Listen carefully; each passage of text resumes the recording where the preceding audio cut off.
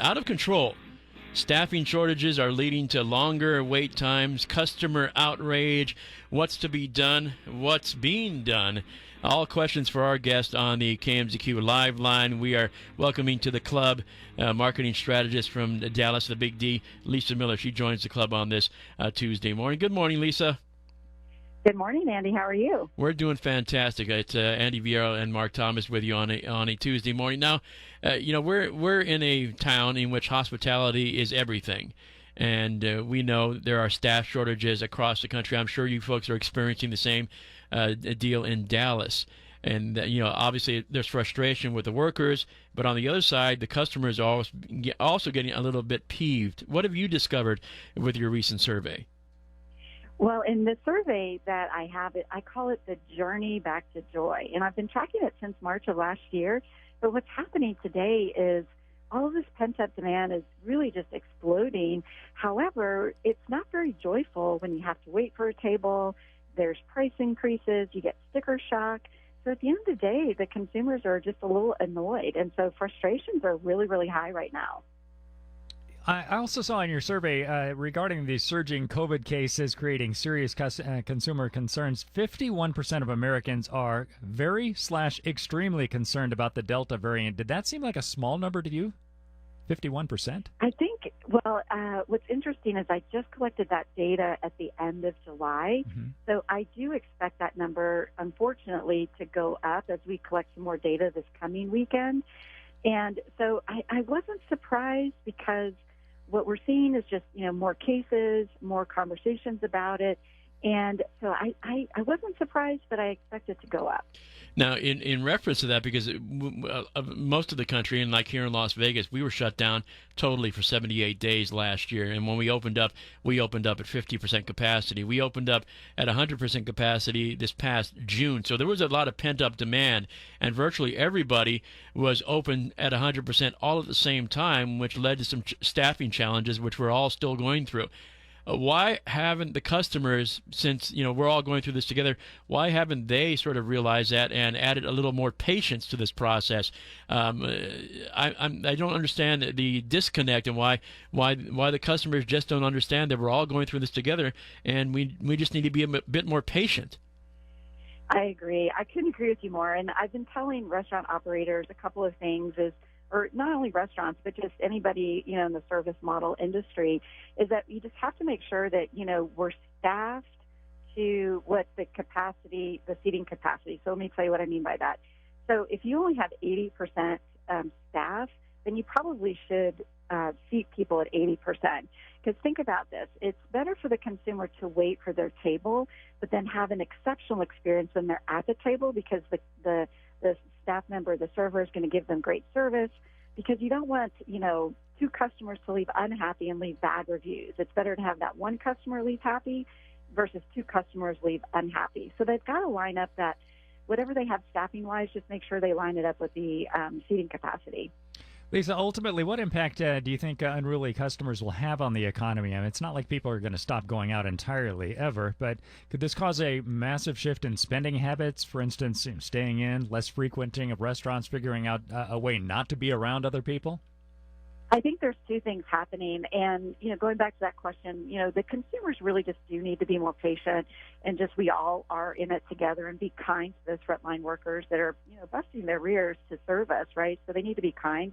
But relative to pulling back on visits, the people that are less anxious about the safety protocols, they're pulling back on their restaurant visits because it's not very fun anymore. Mm-hmm. And then the double down is those people that are anxious, they're not seeing the safety protocols, so they're pulling back on their restaurant visits.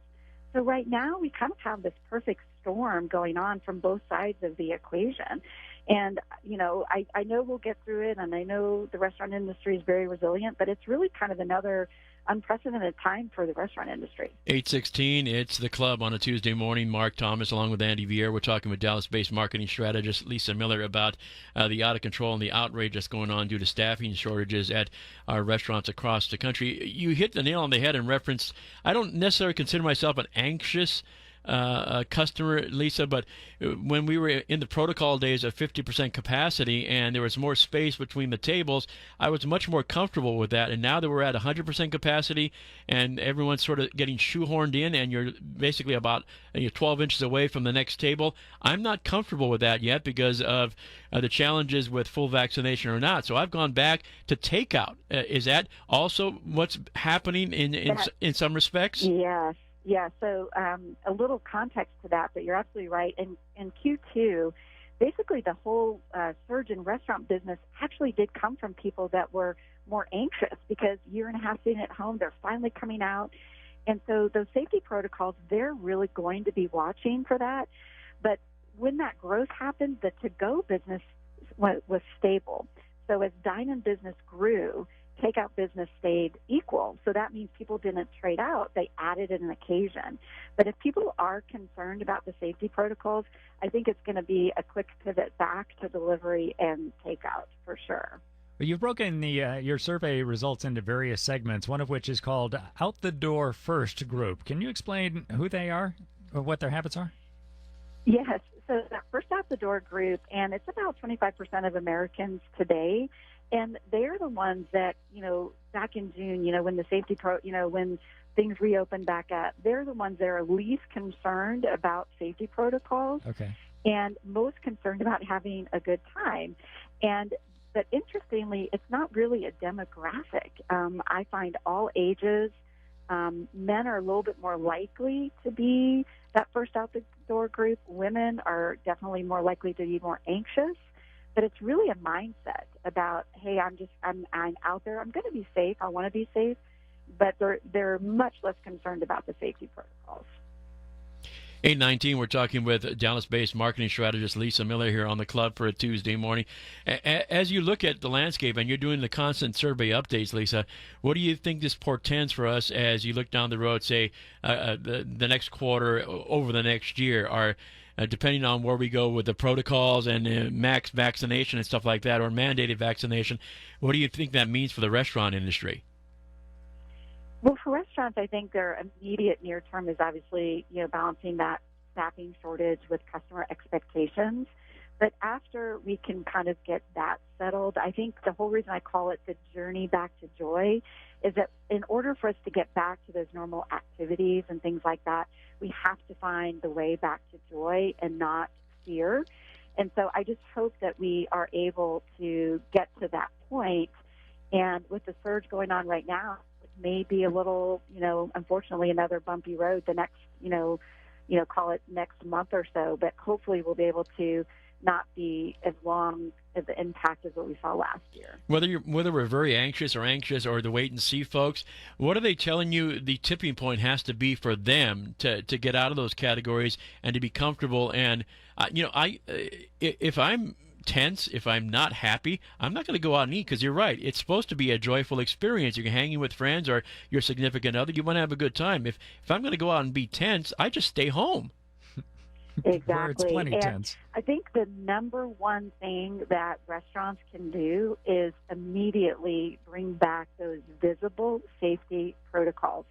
You think about it, if you're short-staffed, you're probably not cleaning, that maybe the tables aren't getting bussed as quickly. But those visible signs of cleaning and safety protocols, that's what that anxious and very anxious group are going to want to see, immediately, so they do feel more comfortable. Social distancing, that's going to be an interesting challenge if, we're still at 100% capacity. But that's the other thing that group is interested in, but that's going to be a little bit more challenging for operators to deliver again. Yeah, one thing that I found, and I mentioned a couple of times on the air to Mark as we talk about places that I still sort of frequent, even to go in to do takeout and pick up my order, in one of the places that's a local favorite of mine here in Las Vegas, they've got a sign prominently out front that basically says, we thank you for, we're short-staffed here, we thank you for your patronage and your patience. Mm-hmm. Yes. I think that's a great example, and I do think more operators should do that, because I think that's just that friendly reminder. We're all in this together, as you mentioned earlier. So it is. It's I would expect to see more signage like that to say, be kind, be patient. You see in social media, if when there's bad customer behavior with an employee and it gets on social media, Americans come to flock to support those servers, and so I think if, maybe it's just a simple touch like that to remind people, be patient. We're doing our best. We want to give you a great experience, but help us out. Do your part. Yeah, we're all in this together. Dallas-based marketing strategist Lisa Miller, we thank you for joining us here on the club for a Tuesday morning. Continued success.